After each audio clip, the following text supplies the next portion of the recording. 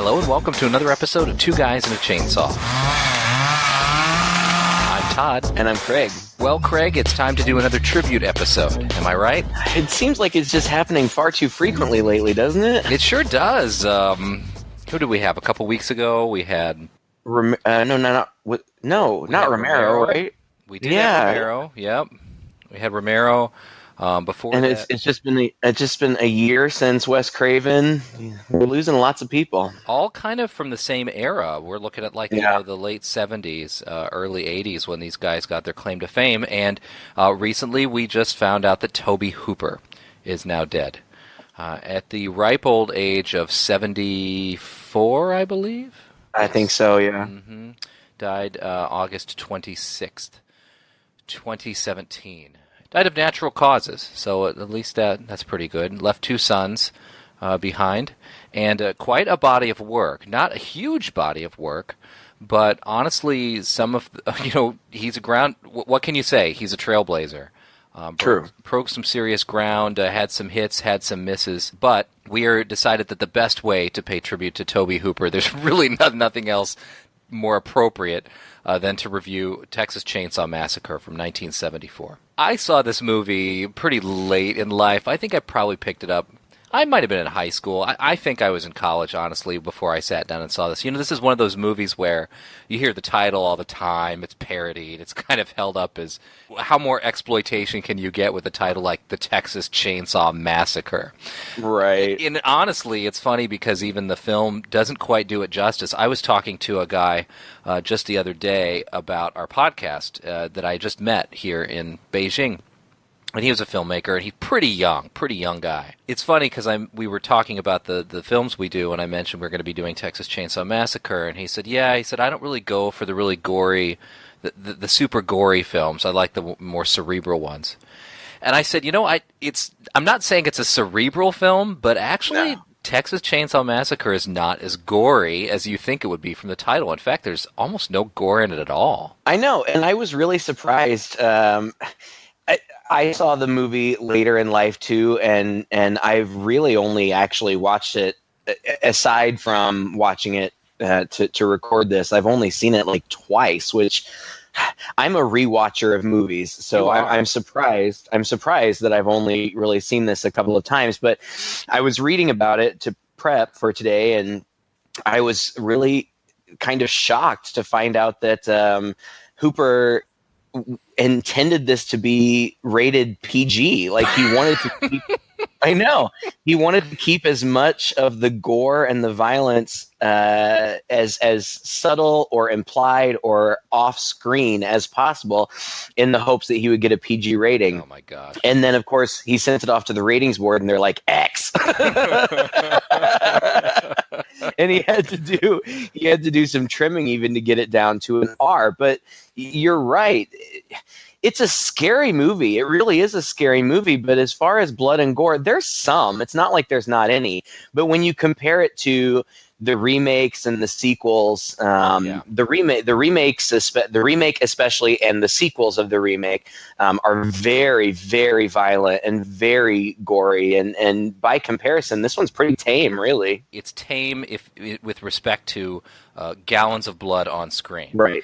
But in its presentation, it really just goes to show that you don't have to have gallons of blood on screen to have something pretty shocking and pretty gruesome. Your mind can fill in the blanks pretty quickly, and I'm pretty sure that's what the MPAA was going for when they see this. Oh, yeah, this guy runs a chainsaw through a dude in a wheelchair. You don't have to, you can still see it in shadow, and you get the idea. And right. You know what I'm saying? Which is actually... Oh, I know exactly what you're saying. Yeah, absolutely. I mean, he made this film for almost nothing. It was like a budget ranges anywhere between $60,000 to $300,000, depending on who you talk to. It sounds like it was more on the low end of that by the end of the day, and it was only about $30,000 that he raised to shoot it, and then it was in the editing that it went over, and they had to raise a little more money. So it's another sort of sad story on how a film had to make all these deals with the devil to get this film made and distributed to the point where at the end of the day, even though it was super successful, the producers and the actors who worked for deferred payment, because they were pretty much unknown, and again, they were shooting this on a shoestring, the actors who were going to get a percentage of the profits basically saw their percentage go down really, really low. And even by the end of it, I think its first theatrical run, they had $8,100 to divide amongst all of them. Yeah. I mean, like, it was a whole story, right? Like, wasn't one of the main producers, one of the main guys with the money, he was like a mob boss or something? And they didn't know that going in. But then it was the same guy who ended up getting in trouble for Deep Throat, I think. And initially, I think I read that the actors and the crew each were paid about $400 or something like that for their work. Later on, when it came out, like, again, I don't think Tobe Hooper or other people knew exactly, who this guy was or what his connections were, where the money was coming from. But when it came out that he was this, crime guy and he was exposed, I think there were lawsuits, and I think eventually the actors and crew ended up getting more money. Like, I want to say like $125,000 a piece or something like that. Yeah, I don't know. It had kind of a somewhat happy ending in that regard. Right. Yeah, because I think New Line picked it up like in the early '80s and bought the rights to it and distributed it, and so everything beyond that, New Line was careful to give a little more to the producers of the film. Yeah. Gotcha. Yeah, and it's crazy, too, because when you see this movie, and I have seen a lot of crap from the 70s. It's kind of something I like. Yeah. I feel like the 1970s, in particular, were just this golden age, I think, of a certain kind of filmmaking, of independent filmmaking, of just this balls out, so experimental. Everybody with a 16mm camera and connections to a mob boss was making some kind of movie. You've got the whole blaxploitation thing. You had the whole Deep Throat thing. Drive-through cinema was huge. Grindhouse cinema, was making money. And so all of these wild movies came out around this time.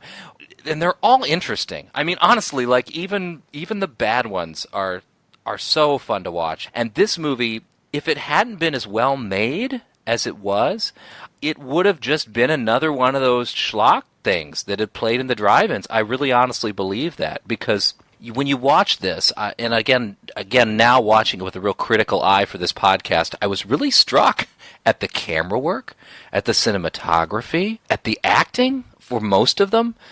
Yeah. It really, even though it's a pretty schlocky type exploitation film at its core, it has some real craft behind it, and I sort of feel like that's probably what saved it. I don't know. To be honest, and I know this is our tribute to Hooper, and I give him mad respect. I mean, he's just... Everybody just acknowledges that he was a groundbreaker in horror cinema. I mean, there's no denying that. But I really wasn't all that excited about going back and watching this because I didn't really particularly have very fond memories of it. I just remembered it kind of being okay.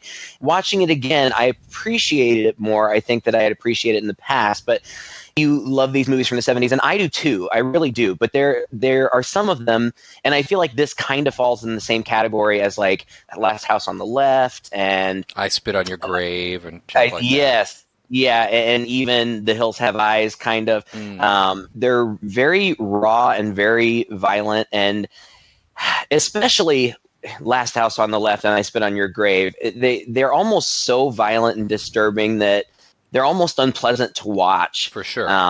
And I think that, those two especially deal with graphic rape, which always really bothers me. And this one doesn't go there, but it's got the same kind of dark, gritty violence that almost feels so plausible that that it's difficult to watch. But I did appreciate this one more this time around. Like you said, watching it with a more critical eye, and I actually enjoyed watching it. It wasn't an unpleasant experience. Let me try to put an adjective to what you're trying to describe: humorless. Yeah. A lot of horror films, especially nowadays, and even then, try to tamper the violence and the gruesomeness with a little bit of humor. There's a little bit of tongue-in-cheek about what's going on. And a lot of the films from this era, and the ones, that you specifically rattled off, like you said, I think they're unpleasant to watch because they lack any real sense of humor. This movie maybe has one or two spots where you could kind of find it, but otherwise, when you're watching it, it's just this dreadful, terrible thing happening to people, and then it's over, And honestly, Craig, it's kind of funny hearing that coming from you, considering how much you love, well, I shouldn't say love, but you have a lot of really nice things to say about your enjoyment of, some of the torture porn films that we've reviewed. Yeah. And I'm usually the guy who's like, I don't really see a point to this. I found it unpleasant to watch. What's the difference between the earlier ones and like the more modern ones? Because I would say this is like torture porn, really, in many ways. I suppose so. I think that with things like Saw and Hostel, in those movies, you are almost glad to see the characters in peril. Like they're not particularly likable characters, or they're so stereotyped, and you know what's coming. You just don't care. I feel like this one and others like it. These just kind of feel, and some of them are super annoying. Like Franklin in this movie is one of the most annoying characters in cinema history, I think. But for the most part, there's almost, and I feel like this is intentional, because in the beginning there's this opening narration that John Larroquette does, which is pretty iconic. The film which you are about to see is an account of the tragedy which befell a group of 5 youths, in particular Sally Hardesty and her invalid brother Franklin. It is all the more tragic in that they were young. But had they lived very, very long lives, they could not have expected, nor would they have wished to see as much of the mad and macabre as they were to see that day. The events of that day were to lead to the discovery of one of the most bizarre crimes in the annals of American history, the Texas Chainsaw Massacre. And so it's almost got kind of a documentary feel to it. I mean, not in the sense that it's shot like a documentary, but it almost feels like something that could really happen. And of course, as we know, this is loosely based on the story of Ed Gein, who killed a couple people and was just a gross guy in general, and was, a grave robber, and made flesh suits and furniture out of bones and lamps out of flesh and stuff. So it's loosely based on a real story. So these nightmarish things can happen, but there's just something about the way it's different, in most movies. And I'm going out of sequence. I apologize. We'll get to the plot in a second. Sure. But in most movies, you've got, a menacing villain who's kind of stalking people around, and people are frightened and running away and screaming. And in this movie, it just feels more realistic that a guy just pops out and kills you, like boom, like you have no chance. No, there's no warning. There's no buildup. There's no chase. It's just like, oh, I'm looking around, and then all of a sudden I'm dead. Mm-hmm. And there's some gritty realism to that I think makes it a little scarier than some of the more modern stuff that we see, which is gory and gross and fun to watch. But there is a difference. I don't know if I can pinpoint what that difference is, but there is a difference. I think what you said, you're right. You're right. It's a little more realistic. It's a little more real life. And it's worth saying, because we're paying tribute to him after all, that Tobe Hooper started out as a documentary filmmaker. And so probably a lot of what makes this film what it is due to his background. He spent most of the 60s as a college professor and documentary filmmaker, and he stated that making this film and attributing it to real life was in many ways his cynicism at the time on TV news and real life. And he just said, you watch television and there's all this terrible, horrible stuff. They're, getting ratings by showing brains splattered across the road and stuff of real life. And so he felt like by saying that this was a true story was his commentary on that sort of thing. And then, of course, you get into what is entertainment, right? Why do we want to watch this kind of thing? Well, and maybe that's why it resonated with me more yesterday when I watched it than it did when I watched it and again, like I was very much aware of it. How can you not be aware of the Texas Chainsaw Massacre? But I just didn't get around to seeing it until I was a young adult. maybe that's why it resonates more with me now, because I feel like that's the climate in which we live, at least here in the United States. I don't know what it's like in China, but you know, you don't need to watch horror movies. You can just watch the news. Like, yeah. and it just seems like it's one terrible nightmarish thing after another. And that really is focused on a lot here, especially in the beginning. In the beginning, we get a lot of news footage.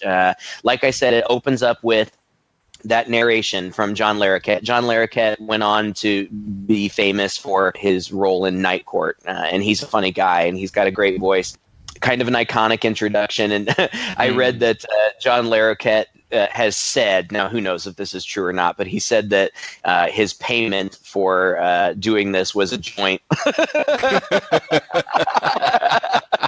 Which in the grand scheme of things, you know, for reading, you know, a minute of narration in the beginning, that's, you know, not a bad payment, I guess.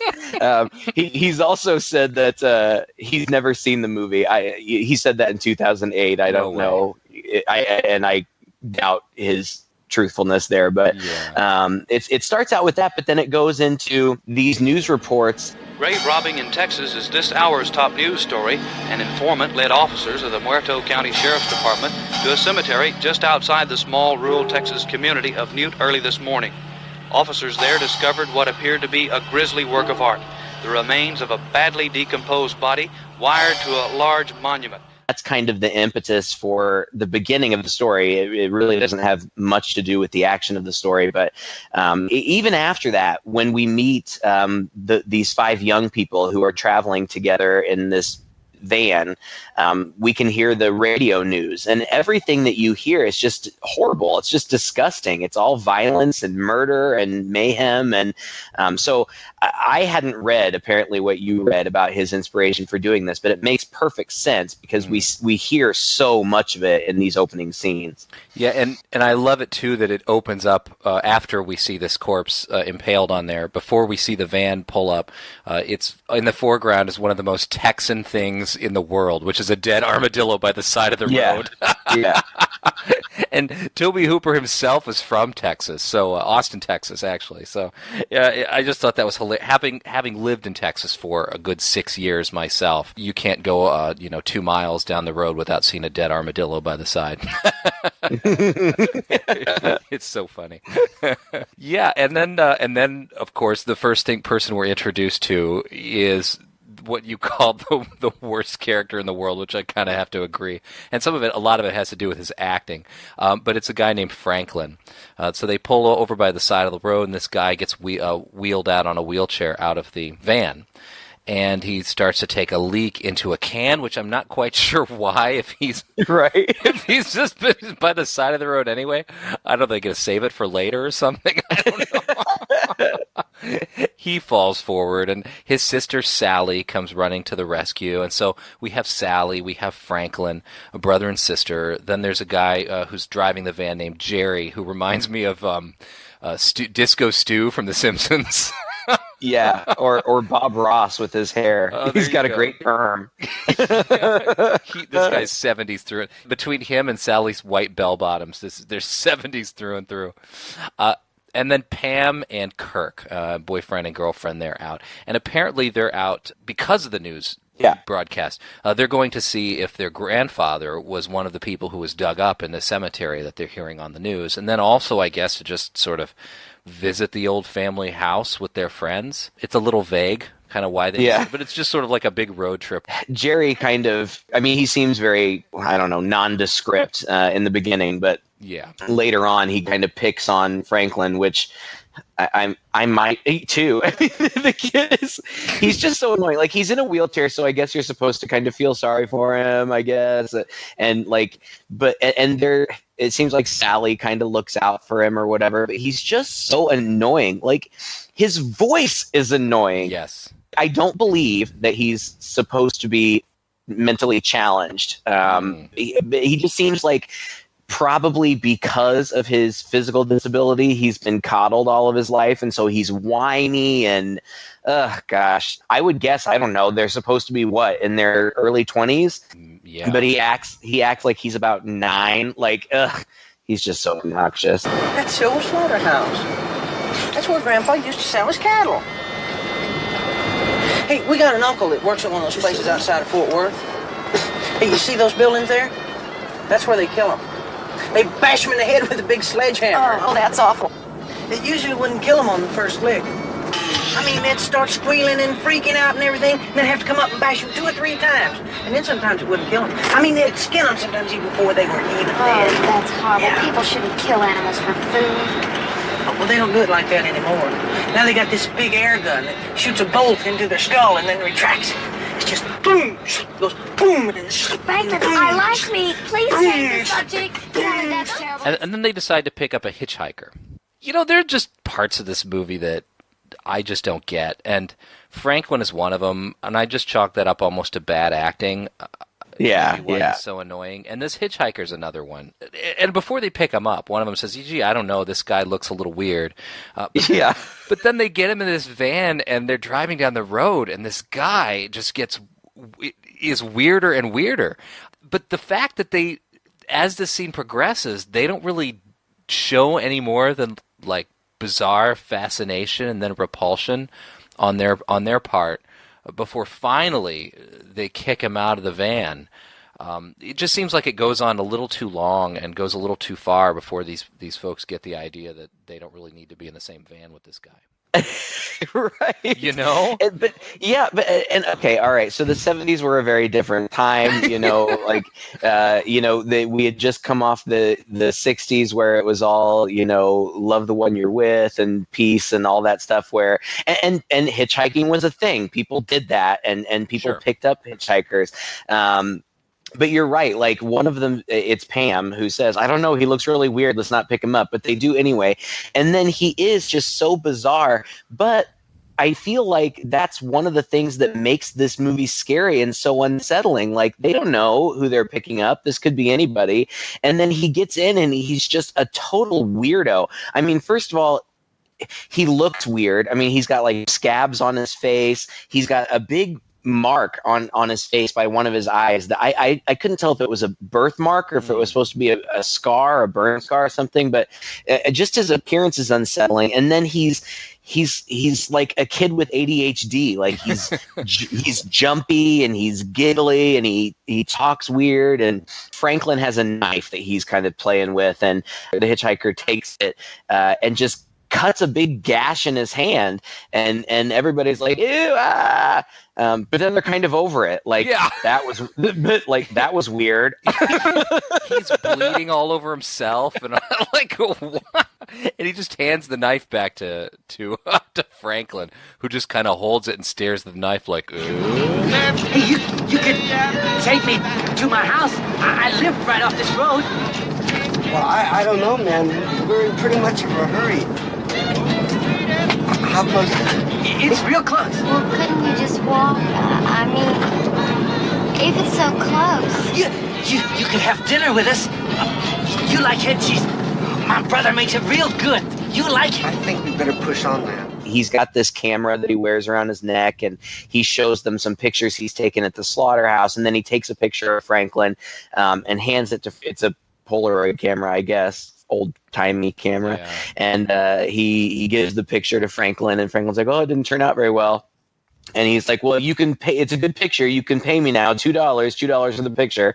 But Franklin won't pay him, and so he takes the picture and like sprinkles some gunpowder on it and burns it up, and of course they all freak out about that too.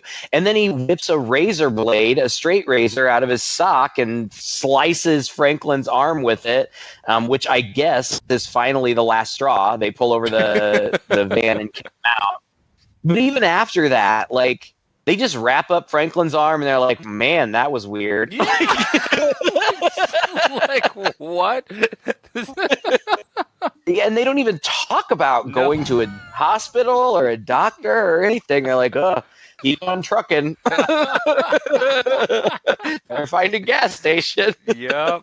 So they do. They pull over at this gas station. I thought this was kind of cool.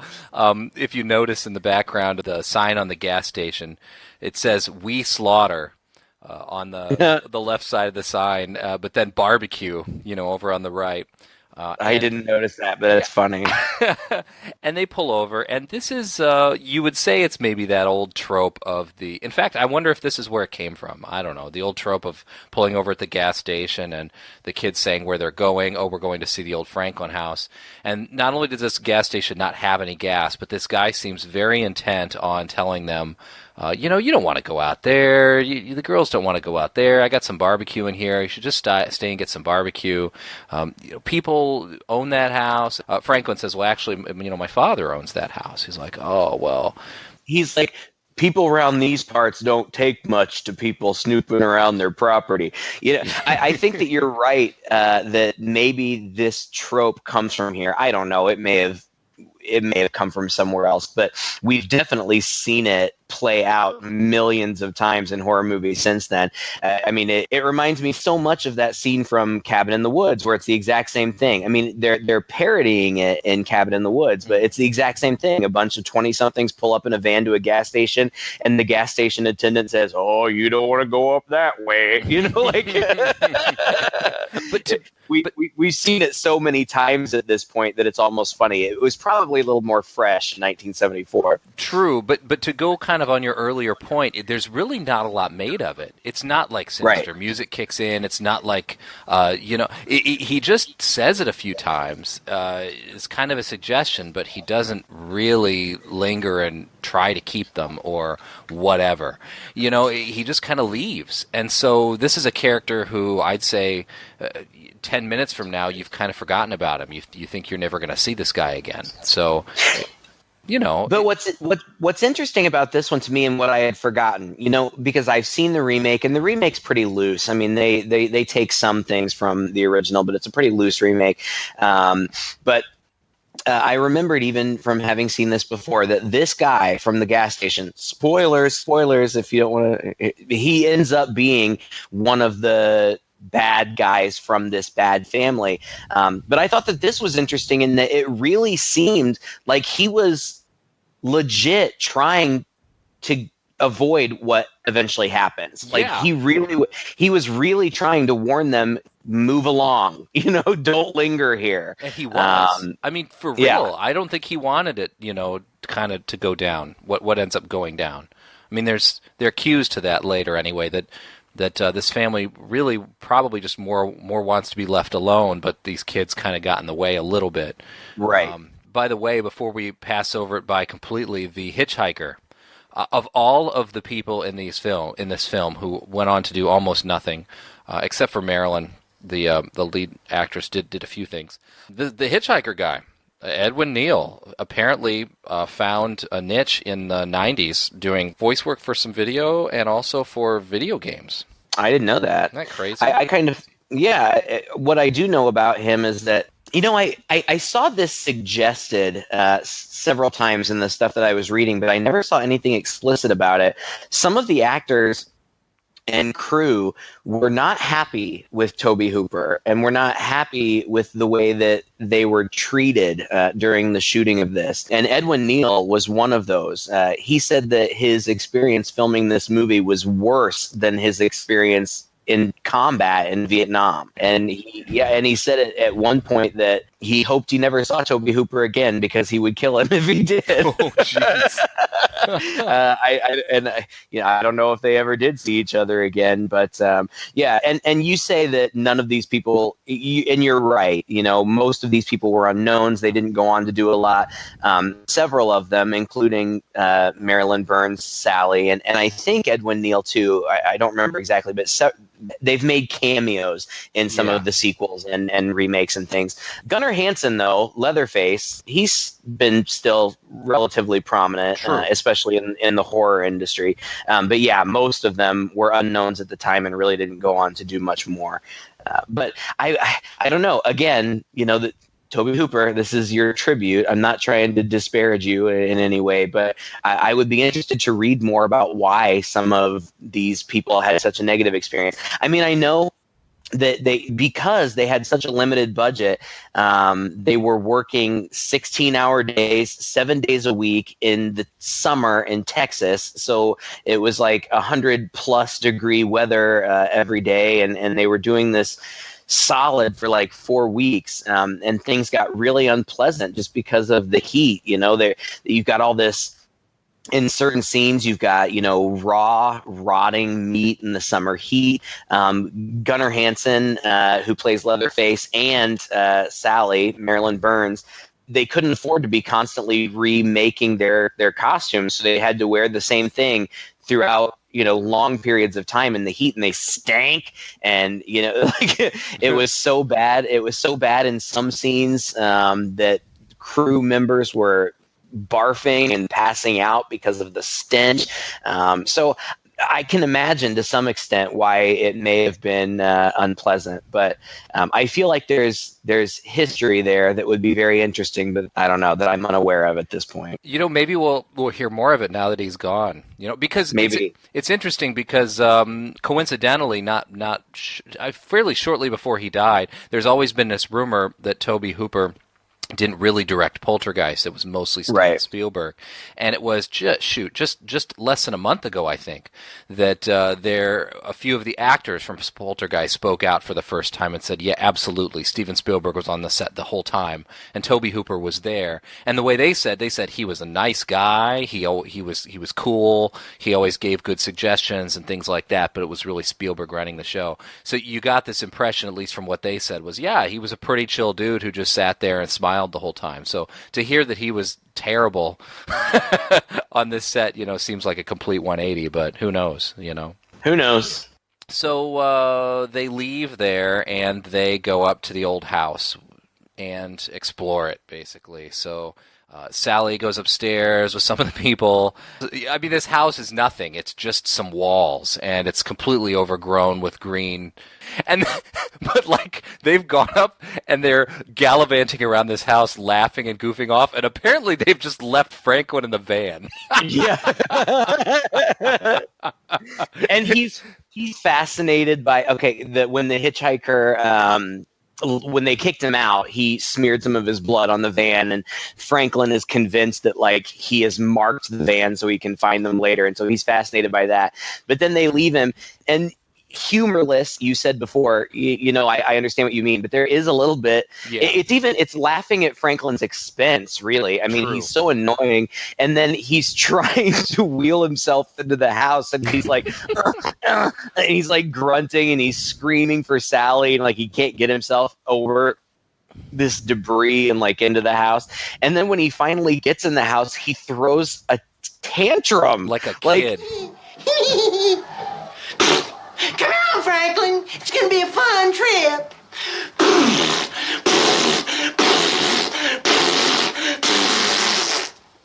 If I have any more fun today, I don't think I'm going to be able to take it. It's a little bit bizarre, frankly, but kind of an embarrassing scene, I think, honestly. If I had been the director, I would have been like, all right, we're not doing this, or good try, buddy, but that will end up on the cutting room floor. For sure. But he does see something ominous. He sees a pillow with a bunch of crazy bones in it, some feathers, something that was obviously put there. But before he can really say anything about it, Pam and Kirk decide to go to the swimming hole that Franklin apparently earlier on had told them was down the way from the house. It's just there's a path off behind those old 2 sheds down there. Exactly. So they go down the path, and the swimming hole is completely dried up.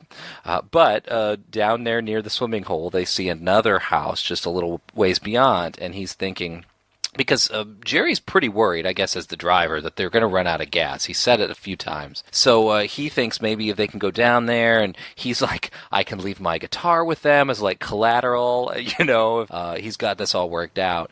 And as he's walking up to this place, it's really just there's a big shed out there. There's some things that should look pretty ominous. Now, if I've learned anything from horror movies, if you stumble onto a property and there's a whole bunch of old cars on the property, get the hell out of there. Yeah. Especially if they're covered with camouflage. There's big camouflage netting all over. Nobody wants anybody to know these old cars are here. But, of course, the same people who are throwing camouflage netting over these old cars are cheerfully hanging up mobiles of creepy things dangling just outside, right? Right. One thing that I really appreciated about this movie, you and I are terrible ramblers. We can stretch things out for days. But the truth is, this movie, everything happens so quickly. Like, it just moves. Like, oh, we go to the old swimming hole. Oh, it's dry. Oh, look, here's the new house. And they knock on the door, and Keith, nobody answers. So Keith goes in while Pam goes out and sits on a porch swing, which is not on the porch, is out in the yard. And he goes in, it's like, hello, is anybody here? Boom, out steps Leatherface, nails him in the head with the sledgehammer. He's down on the ground, convulsing, and then he gets another smack to the head with the sledgehammer, and he's done. You get this iconic scene of this like big metal door slamming as Leatherface takes him into his lair or whatever, and then immediately Pam goes up to the house and is like, Kirk, where are you? Blah blah blah, and she goes in. And she stumbles into a room full of bones, and again, more of this morbid, kind of bone sculpture kind of stuff. A lot of it is clearly human remains, and she barfs, and she runs out of that room. Leatherface appears, and again, I think it's one of the more iconic images from the movie. She tries to run out the front door, but he grabs her around the waist from behind and just picks her up and pulls her kicking and screaming back into the house, and then hangs her up on a meat hook and proceeds to carve up Kirk right in front of her. And all of this happens in like 4 to 5 minutes. Like, it's just so fast. It's so fast paced. And I appreciate that. And I think that it works really well, and it adds to the tension and the fear that these things aren't drawn out. I mean, it's just boom, boom, boom, right in a row with all this violence. It's an interesting juxtaposition, really, of pacing, because when Pam stumbles into that room, into a pile of chicken feathers on the floor, and it's freaking out and staring around, the movie takes a good 2 minutes, at least, to linger around that room and show you close-ups of this and close-ups of that. They show you the bone sofa. They show you the bones hanging up. They show you this crazy little altar thing that looks like it's made out of bones. Then every now and then they're showing the chicken in the cage, squawking at him. It takes its time really showing you and lingering on all of these things. But then, like you say, the brutal, horrible things that happen to the people just happen so quickly, then they're over. It's part of what makes it so shocking, is because I think is that juxtaposition. That pacing throws you off. What we described sounds horrific, and it comes across as terribly horrific. There's almost no gore. Right. What's horrible about it is not just what's happening, but how matter-of-fact it is. There's a very dispassionate camera at work here. Well, and I think that it is. I mean, it says something, and again, I've said this a million times, you know so much more about cinematography than I do, but from my limited perspective, it's kind of like a documentary in a sense that it lingers on things, like it's showing us details, but it also feels very nightmarish in that it's very focused on individual images. Like, let's take a few seconds to linger on this. Isn't this scary? Let's take a few seconds to linger on this. And it does intense close-ups on the actors' faces and eyes especially. It's nightmarish. It feels like a nightmare. It feels like you feel often in a nightmare where certain imagery, or at least, you wake up and you have those flashes of those scary and intense moments. And I feel like Hooper captured that well in his direction. Yeah, and a thing that I guess he captured well too, and what Gunnar Hansen in his acting did very well, is the fact that Leatherface seems like he is a guy working in a slaughterhouse just doing his job. Yeah. He just does all this without, like he's done it a million times and like it's part of his day. And again, it's not like the camera zooms in on his face or really makes a dramatic big deal about it. He doesn't make these dramatic entrances. They're not these moments where they're creeping around this quiet house and you're just waiting for the jump scare. It's just, these guys wandered into the room, he was there, he whacks them, it's pretty much over, and then he does what he does with the cows, hangs one up on a meat hook, except this one's alive, and she gets to watch as her boyfriend gets carved up in front of her. Well, and we kind of touched on this earlier by saying, the gas station guy kind of seems like he was trying to avoid this, but that's what makes Leatherface in this movie. Now, there are so many Texas Chainsaw movies at this point, and they really have gone all over the place in terms of tone and violence and all that stuff. But in this movie, it really just seems like these people stumbled into his lair. He doesn't have an agenda, like he's not out intentionally stalking and murdering people. There's no vendetta or anything. It's just these people were stupid enough to intrude into his space, and so he killed them. Basically. Like, if they would have just gone away, if when nobody answered the door, if they had just gone away and not, gone into his house, they probably would have been fine. And I think that makes him interesting as a villain. He's also interesting. I read that Gunnar Hansen really wanted to get into the character of this guy. And he decided through his character study that this was somebody who was mentally handicapped and had not had the opportunity to ever be socialized. He was never sent to school. He was never, even, in a school for people with special needs. He never had that kind of opportunity. And so his development was just stunted, and all he knew was what he knew from his own environment, which included the slaughterhouse. And he tried to, portray that he was somebody who was challenged mentally.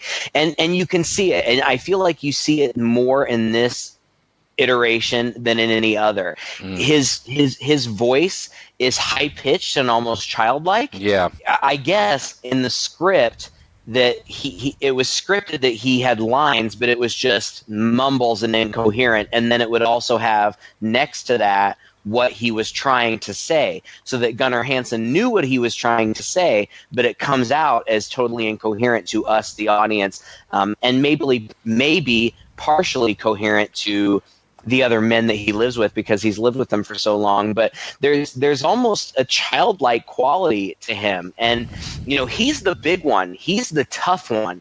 But he cowers to the other guys in his family in a very childlike way.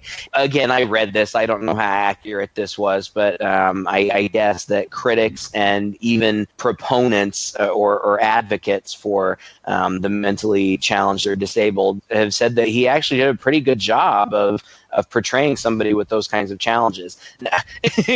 Now, to an extent, I mean, it's a horror movie. He's a villain, but at the very least, it's interesting, and it's cool to know that he really put thought into it. His acting is pretty good. I think another thing, like a lot of these kind of movies, the actors wouldn't have gone to those lengths and wouldn't have put so much thought into their characters as he did, which again, was another reason why it sets this apart a little bit. Well, and it just goes to show, this was shot on a very low budget, and they all went in knowing that. They all knew that this was not going to be something that was necessarily going to be personally profitable for them, but they put their heart and soul into it. And maybe that's what made it so good. I don't know. But from this point and up to this point, the movie is fast-paced in general. The first, 15 minutes, maybe drag a little bit, but not so much that you're bored necessarily. No. But then once we get these first kills, it moves super fast.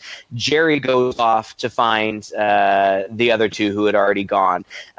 He ends up at the house. Same thing. He goes in the house and finds kind of the slaughter room. Something is rumbling in the freezer, and he opens it up, and there's Pam in the freezer, and then boom, here's Leatherface, another sledgehammer to the head for another one of these characters, and he's done. That's it. We cut back to Sally and Franklin. Sally and Franklin, who have endless patience. Who, by golly, they're getting nervous and scared, and Franklin wants to leave. He wants to go get help, but they realize that they don't have the keys. Somebody else has the keys, so they have to go looking, which this is just kind of ridiculous. I mean, it doesn't make any sense that she would be able to push his wheelchair through the terrain that we have seen other people go through. But they do. I mean, they don't have any other choice. And so they go, and then they're walking through the forest, and then like right in front of them. Franklin just gets sliced right down the middle. But again, like you said, we see it from behind Franklin, and it's very dark, and it's in the forest. So we don't actually see a lot of gore, but we definitely can paint the picture in our own mind of what is happening here. And Sally runs off screaming. And then this is one of the things that put me off of this movie the first couple times I watched it. It didn't bother me so much this time around. But the next 15 minutes is just this girl running around screaming like a howler monkey. Like, and I feel for this actress because her poor throat must have just been destroyed because she is literally just screaming and they run through the forest and he's chasing her. And I read no matter how quickly she ran, Gunnar Hansen was always faster than her, so he had to try to do things to try to make it believable that he couldn't catch up with her. So he's like sawing through branches in the forest and waving the chainsaw around, and they're running and they get to the house, and she goes up the stairs and she finds what appears to be two old corpses, and she finds all these bones and things, and then Leatherface is right behind her, so she jumps out of a 2-story window, and then he chases her back through the forest, and they end up back at the gas station. And this, I've already spoiled it. The gas station manager is one of them, but I felt like this was probably one of the more unsettling scenes for me. Yeah. Did you feel the same way? Oh, absolutely. And I remember that when I first saw this, I really wasn't expecting him to, I was expecting him to get it. I wasn't expecting him to be one of them. Right. She's like, we have to call the cops. He says, well, there's no phone here, but there's a phone in the nearby town. I'll go get the truck. And he leaves, and she just sits there. And again, this is one of those scenes that's just like the other girl stumbling into the bone room. And she's sitting here in this gas station, and she sees the oven with the meat hanging in there, and it just lingers over this barbecue, which is the last thing she wants to see after she saw her brother getting cut up. But then he comes back in, and he has a rope, and he has a bag, and he's smiling. Yeah, it gets pretty brutal here. This guy's a real jerk and seems to take real delight in torturing people. And so there's just a very uncomfortable scene where he wrestles her down, hits her a few times, ties her up, puts this bag over her head, drags him into his truck. Oh, and then he runs back in because he forgot to turn off the lights. So, and then as he's... Go ahead. Well, I feel like you were going to maybe say the same thing that I was going to say.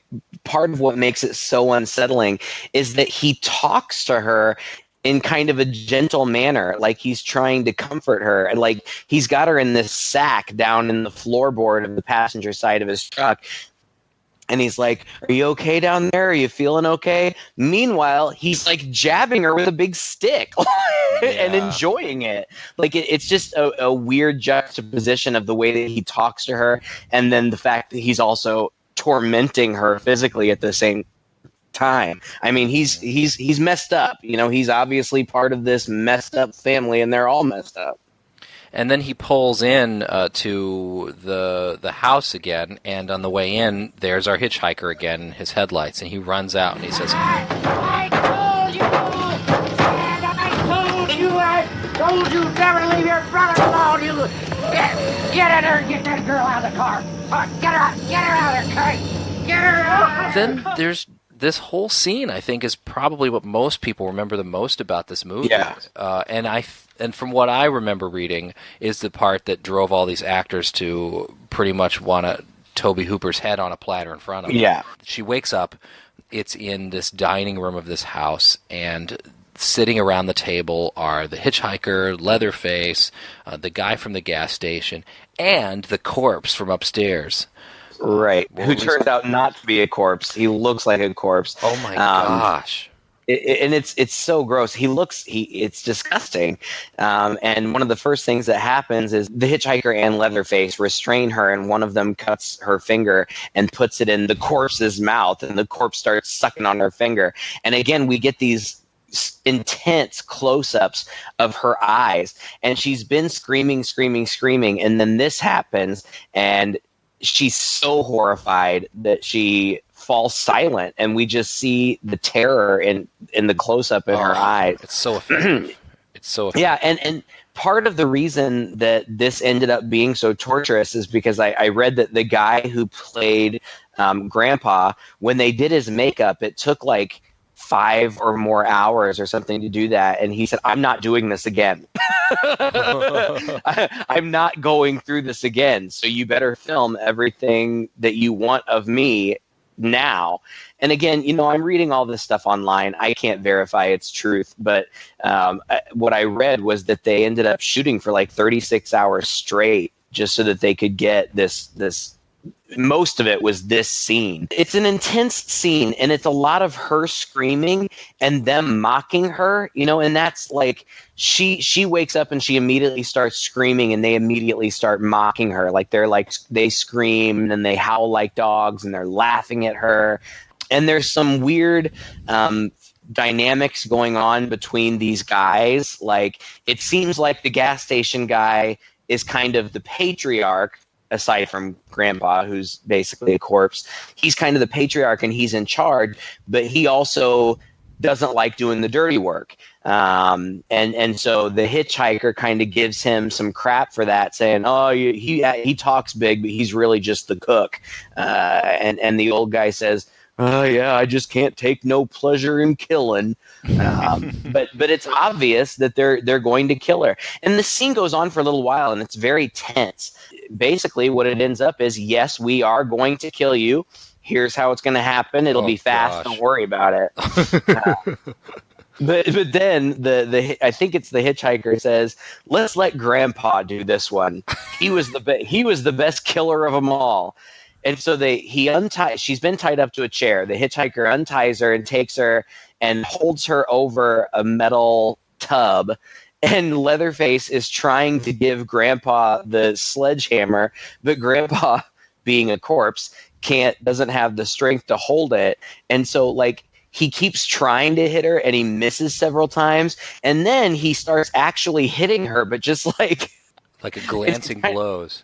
Right. Like the sledgehammer is just kind of dropping on her head, which of course would hurt terribly, but it's not enough to knock her out or to kill her. And apparently they used a real hammer for some of these shots. Oh my God.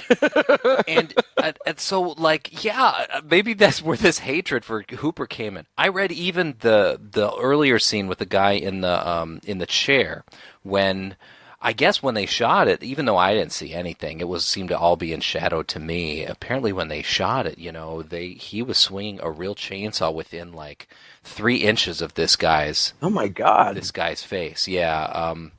It also gets kind of wackadoodle too. He really throws in this almost psychedelic shots where the music and sound effects just go all over the place. It's like audio chaos of bongs and bangs and timpanis and things, and visually it gets that way too. We get all kinds of close-ups and medium shots and extreme close-ups and stuff on her eyes and these different angles, and it just kind of flips out, visually to portray, I think, her own panic and terror in here. And I think it's pretty effective, although at times it gets a little too artsy. Yeah, I guess I understand what you're saying, but I actually did find it to be very effective. It kind of puts you in her shoes a little bit, where she's so panicked and so scared that things are very fragmented, and I thought it worked well. I liked it. Well, then the way that she escapes is just in the chaos of this trying to hit her in the head with a hammer. Somehow, I guess her bonds get free, and she jumps up and is able to run away. And she jumps out a window and comes out into daylight. which I took. It's kind of shocking actually, because you imagine it's night. That's what you're getting here. But we've seen a whole cycle from night to day again. They're very he's very deliberate about that too. We get different shots of the sun as it goes down, and different shots of the moon as the movie goes. I almost interpreted this as a kind of waking up from the nightmare kind of moment, where suddenly the scene changes so much, kind of like in a dream, where you can be dreaming about one thing and then suddenly the scene just completely changes. Seems to be what happens to her, and now she's out running down the road, and the hitchhiker chases after her in a very satisfying moment. They're up on the road, and he's chasing her down the road, and there's a big truck coming down, a big semi, and it takes him out pretty brutally. I mean, I don't know if you expected that to fly on a PG movie or not, but you see shots from this movie, scenes from this movie in clips a lot if you're watching anything about horror, and this is one of the ones you see of Leatherface chasing her down the road, and a semi pulls over, and the driver jumps out and helps her into the cab of his truck. Leatherface is right there, and he's going at the door with his chainsaw, so they both jump out the passenger side and start running. I kind of had forgotten this. I kind of felt like she got rescued and that was it. But the two of them, the driver and she, go off running, and then this happens so quickly, I feel like I may have even missed something. Does the driver just turn around and punch Leatherface? No. Is that what... What does he do? He picks up a wrench and he turns around and he chucks it at him and hits him in the head with it. Okay. I think I must have been writing, because I think I missed that. So Leatherface falls over backwards, and he drops the chainsaw so that it cuts into his own leg. But then he gets up and runs off, or continues to chase them.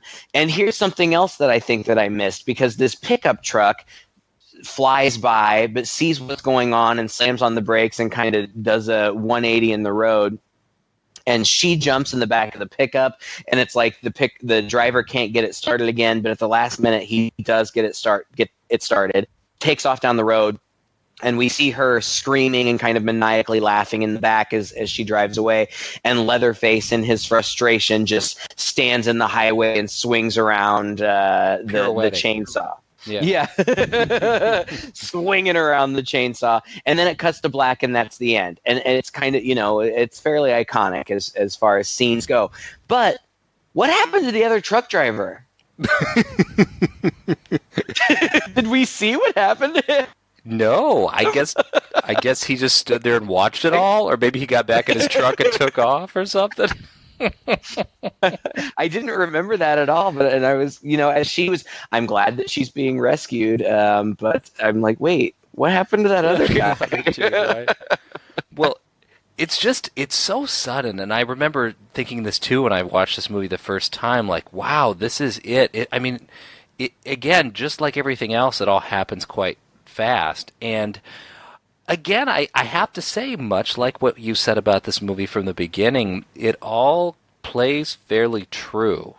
It's not overly dramatic. It all seems very sloppy, like how things might go in real life. The fact that a guy just turns around and chucks a wrench at him, which causes him to fall, and except for the fact that he can get up and walk after a chainsaw has fallen on his leg. Right. But she's really only saved by the fact that this truck driver just happened to come by, and then he just takes off again. We don't know who he is. We never know who he is. He's just a guy. There's no victory in it anywhere. It just ends, and it ends in silence. We've had quite a bit of music throughout this movie, and again, a lot of it was mostly ethereal, and then it gets pretty crazy. But it's a very good use of music, I think, in the film. It's mostly atmospheric. I was going to say it's interesting that you call it music, because there is some music, like in the gas station, there's the radio playing. But they said that with the sound design, they wanted to stay away from traditional orchestration. They wanted to try to use sounds that an animal would hear in a slaughterhouse.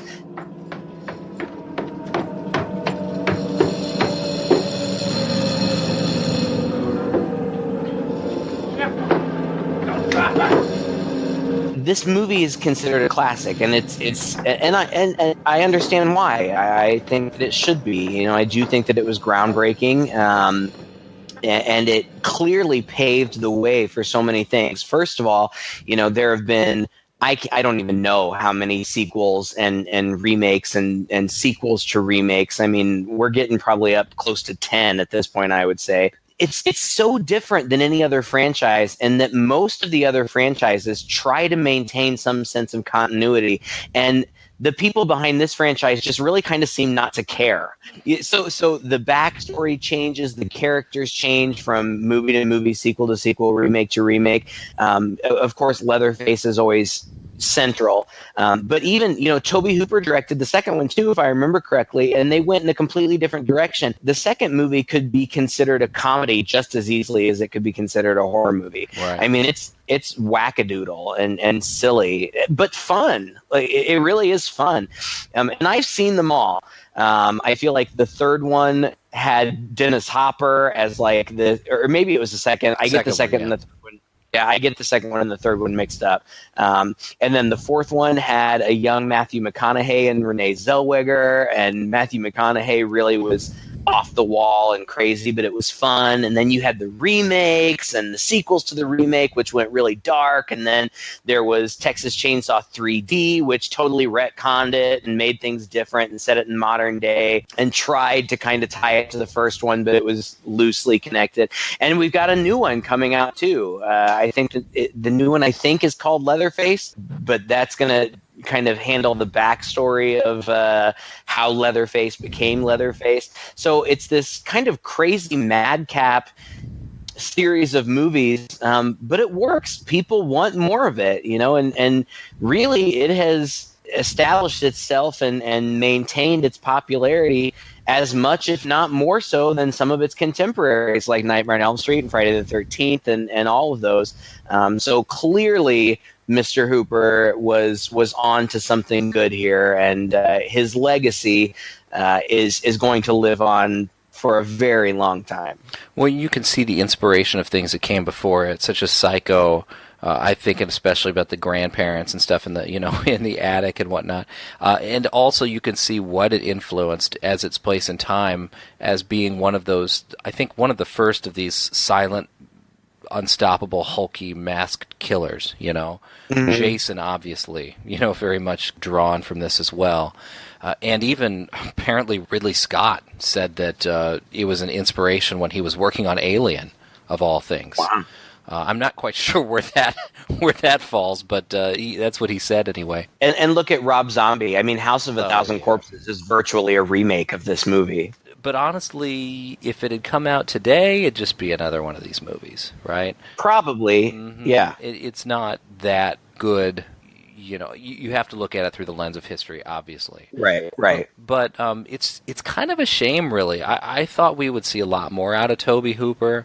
And he did a few things like Life Force. He did Eaten Alive, which I remember seeing, which I thought was really schlocky at the time. It'd be interesting to go back and look at about a guy who runs a hotel and has alligators like is either in the basement or under the porch out in front or something like that, and feeds people to it. Life Force was pretty critically panned, but he said there was all kinds of studio interference that made that turn out the way he didn't want it. Then there's Poltergeist, which he'd been given the credit for all this time, but it sort of turns out that Steven Spielberg actually did the directing on that. Right. So when you kind of look at his production afterwards, I don't think any of it really has reached up. Correct me if I'm wrong. What am I missing here? He went in and did a lot more TV and kind of small movies after that, I think. And he did a lot of things like with horror anthologies, like Masters of Horror and things like that, and good stuff. And some of the movies you mentioned, like Life Force, it didn't do particularly well, but it has a big following. Invaders from Mars, I think he did, was a remake that he was actually really proud of, and a lot of people really liked. But I liked he was that one. he was attempting to make a horror movie for kids, or at least that was kid friendly. I don't remember it. I'd like to watch it. We should do it sometime. I think we should. Nothing really lived up to this, really. And it's strange because you hear his name all the time, and other filmmakers give him credit all the time and cite him as an inspiration. He was clearly respected in the horror filmmaking community, and that has to be for a reason. He may not have had the same oeuvre of work as some of the other filmmakers that we talk about, but he clearly made an impact, and you have to give respect to somebody who is going to go down in horror history as a groundbreaker and as an inspiration. You hope that you can leave that kind of legacy, and I think that he did. That's true. And I have to say, even though I said, if this had come out today, it wouldn't be anything, because there's just so much like it now, obviously, because it kind of came from this. I'll have to say, when I rewatched it this time, I was pretty brutalized by it. It still had an emotional impact on me. There's a lot you could say about the uncomfortability of it, the violence toward women aspect of it. That's just, it's really pretty raw and in your face. And even today, that aspect of it really does hold up. Agreed. Well, thank you again for listening to another episode. If you enjoy it, please share it with a friend. You can find us on iTunes, Google Play, and Stitcher.